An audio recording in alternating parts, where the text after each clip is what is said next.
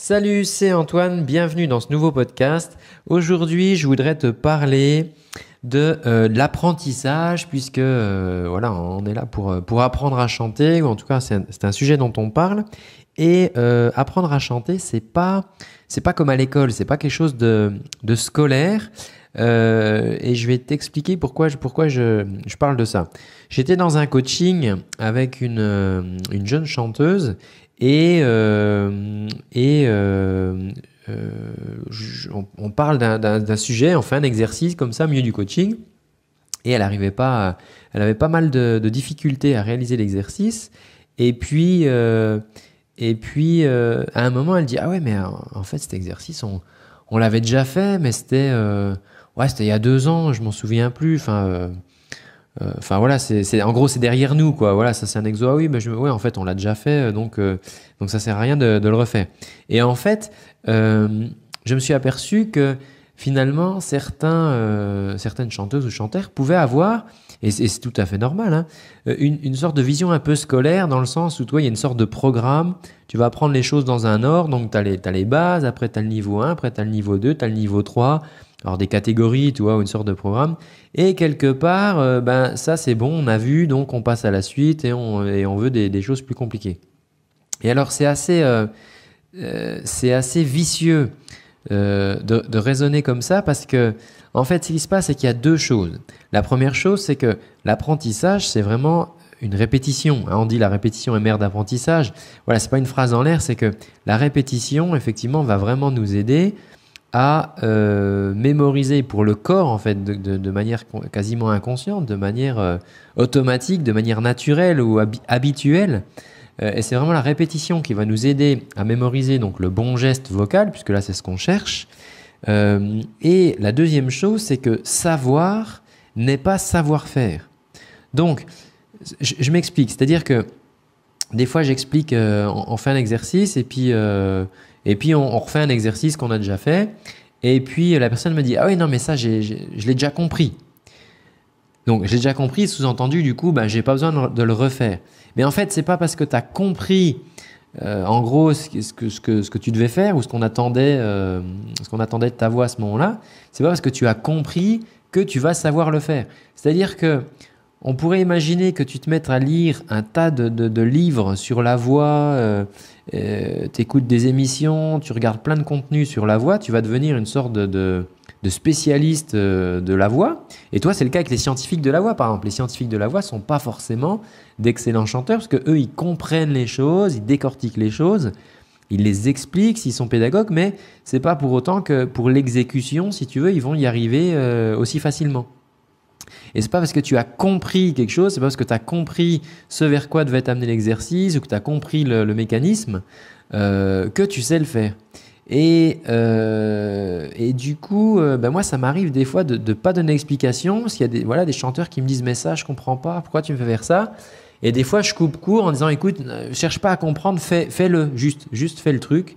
Parce que finalement, si tu te présentes sur scène ou si tu chantes dans une chorale, ou pour des amis, bref, voilà, si tu chantes, on s'en fout de savoir si tu as compris ce qui se passait en fait. La question c'est, est-ce que tu arrives à le faire? Est-ce que tu arrives à passer la note? Est-ce que tu arrives à faire le son que tu as envie de faire, le son qui te plaît? Et est-ce que tu arrives à le faire de manière répétée? Est-ce que c'est répétable? Est-ce que c'est pas juste un coup de bol? Ou est-ce que voilà, tu es sûr de ton coup et tu sais que tel passage, tu vas pouvoir le faire, tu vas pouvoir le gérer?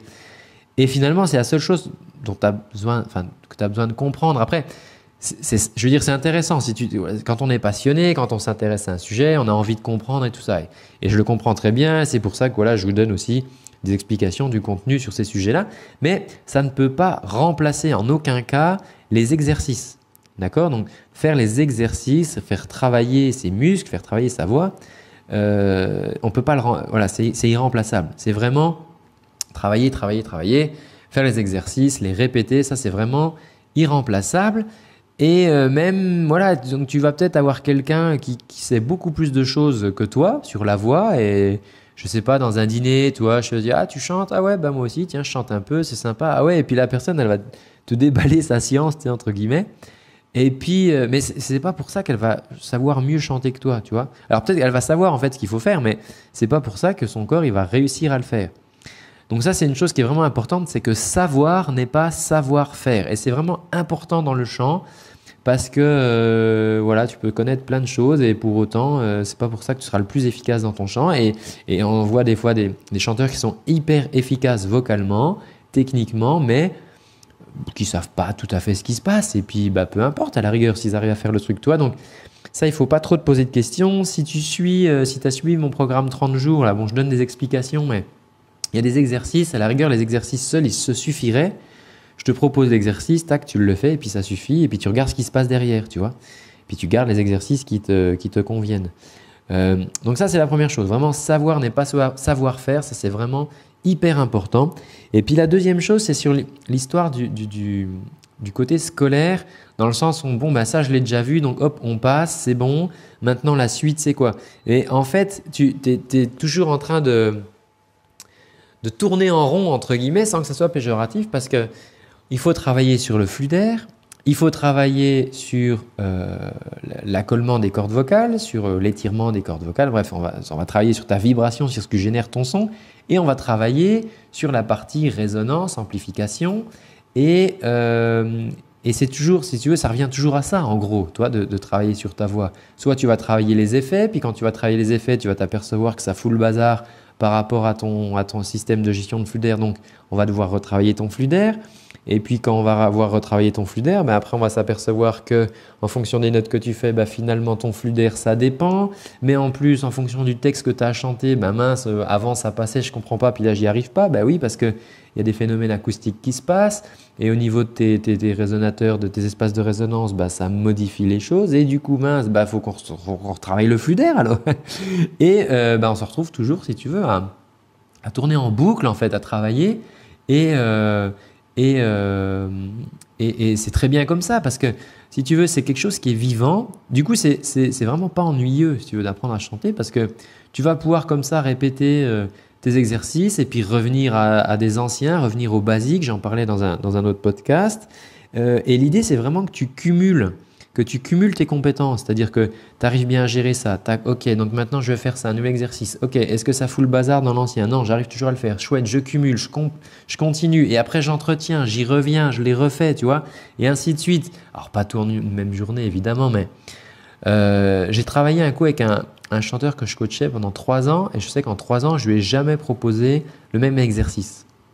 Et il me dit, bah, ouais, tu sais, il me dit, c'est marrant parce qu'on s'ennuie jamais. Enfin, il dit, mais à chaque coup, c'est différent et tout. Et en fait, si tu veux, derrière, c'était fondamentalement les mêmes exercices, en fait, mais présentés différemment. Et l'idée, effectivement, bah, c'est de pouvoir retravailler les choses sous différentes manières, voilà, pour que ça reste ludique.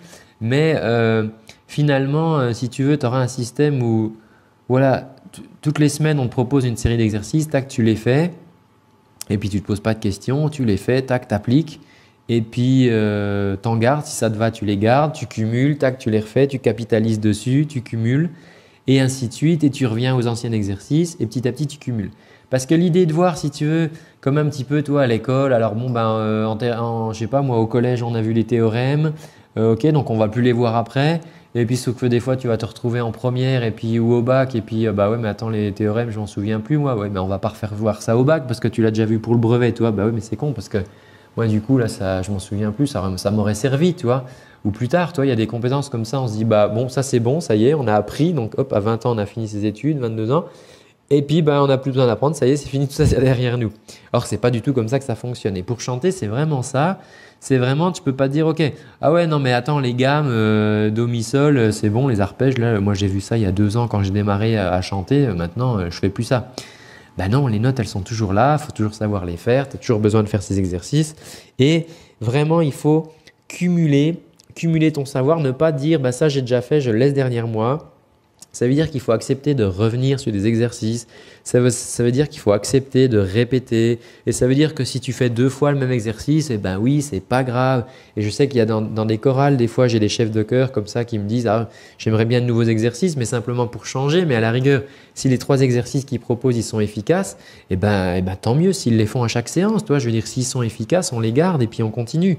Et voilà, quand tu trouves des exercices efficaces pour toi, eh ben garde-les, mets ça comme je dis toujours toujours dans ta petite boîte à outils. Et s'il y a des exercices qui ne collent pas, ma foi, tu ne les gardes pas. Toi, moi, j'ai mon programme là, d'échauffement, j'ai sélectionné 20 exercices qui sont vraiment, voilà, qui sont vraiment bien parce qu'ils donnent vraiment toujours des bons résultats. Puis il y a des gens là qui m'écrivent en disant ben, toi, tel exercice, celui-là vraiment, ouah, c'est mon dada quand je le fais, pas que ma voix derrière, ça n'a rien à voir. Puis bon, bah, celui-là, non, je sais pas, j'y arrive pas. Alors peut-être qu'elle le fait pas correctement ou peut-être que ça lui colle pas, toi, mais c'est pas grave, elle va pas le garder. Et on garde que les exercices qui nous vont bien. Et puis petit à petit, comme ça, dans notre parcours de chanteur, bah, on va cumuler notre petite trousse à outils. Donc vraiment deux choses importantes aujourd'hui, c'est vraiment que savoir n'est pas savoir-faire. Donc fais aussi des exercices, ne fais pas que juste écouter des choses ou lire des choses sur la voix ou écouter des gens qui parlent sur la voix comme je peux le faire là. Fais aussi des exercices sur la chaîne YouTube, il y en a plein. Et puis, donc savoir n'est pas savoir-faire, ça c'est vraiment ce qui est important. Et puis cumuler, n'hésite pas à refaire des anciens exercices. C'est vrai qu'on recherche toujours la nouveauté, le dernier truc, le machin.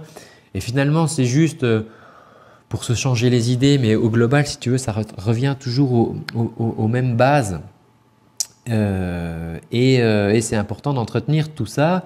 Donc, bah, tu sais hein, que tu peux rejoindre mon programme qui est gratuit. Pendant 30 jours, tu reçois des exercices comme ça justement et t'appliques. Donc, tu peux tester et tu n'as même pas de carte bleue à mettre. Hein, tu vas recevoir ça pendant un mois avec des conseils, des exos et tu peux tester du coup. Et justement, sans te poser de questions, tu fais les exos que je te propose, tac, tu les fais, ça te va pas. Tu gardes pas, c'est toi qui vois. Et puis, tu construis comme ça, tu continues ta route de chanteur et d'apprentissage de la voix. Donc, si ça t'intéresse, ben, tu trouveras ça dans la description. Il y a des liens un peu partout sur YouTube, sous là, dans le podcast, tu regardes dans la description. Il faut copier-coller le lien. Et puis, ben, écoute, je te dis à très bientôt. Prends bien soin de ta voix. Ciao.